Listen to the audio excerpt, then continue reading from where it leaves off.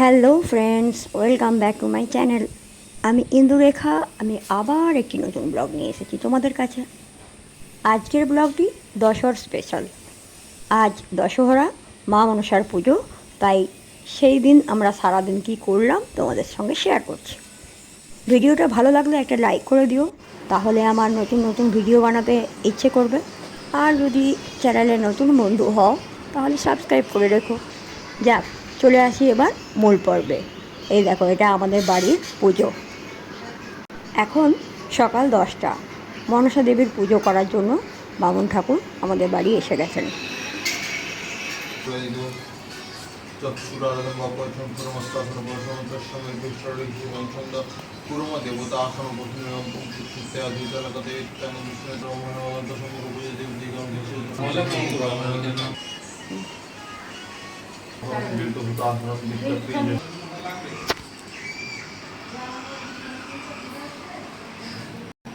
এবার হয়ে গেল বাড়ির মনসা পুজো। সারাদিন আর কিছু নেই। এবার সন্ধেবেলায় আমরা বেরোলাম ঠাকুর দেখতে। আমি, আমার হাজব্যান্ড আর আমার জায়ের মেয়ে বাইকে চেপে একটু ঘুরতে ঘুরতে চলে গেলাম।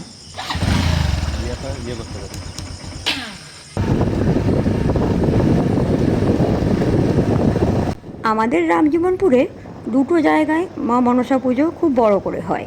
তাহলে চলো তোমাদের সেই মন্দির দুটো দেখায়। একটু দূর থেকেই ঢাকের আওয়াজ শোনা যাচ্ছে।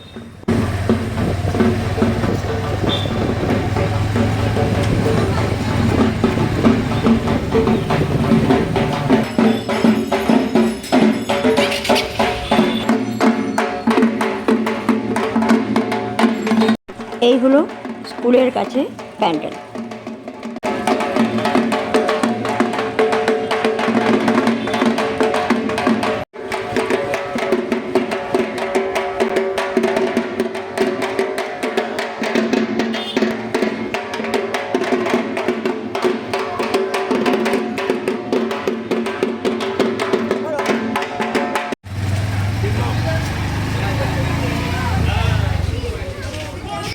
এটা ছিল একদম রাস্তার ধারেই।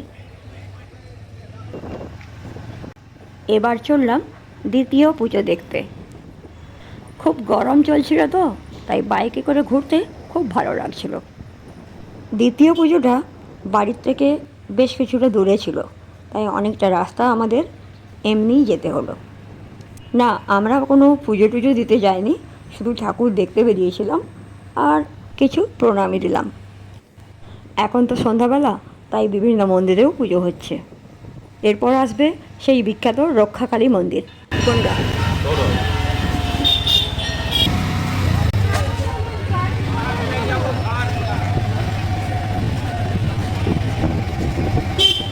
এবার চলে এসেছি মনসা মন্দিরের কাছাকাছি।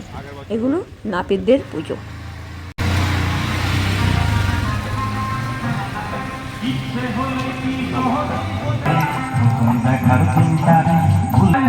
সেই শাড়িটাই আজ তোমায় পরতে বলেছি।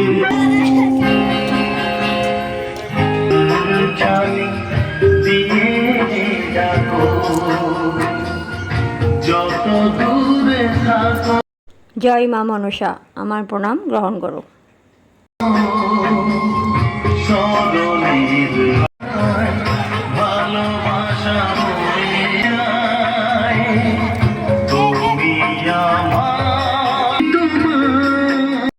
হয়ে গেল এবার ঠাকুর দেখা, বাড়ির দিকে তাই রওনা হলাম।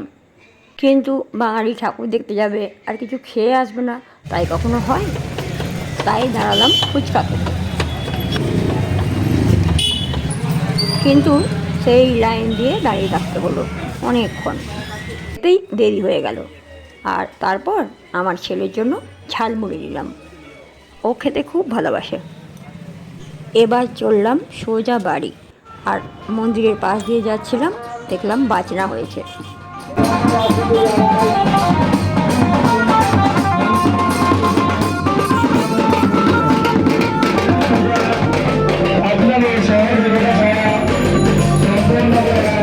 দেখা হবে আবার পরের ভিডিওতে। ততক্ষণ ভালো থেকো।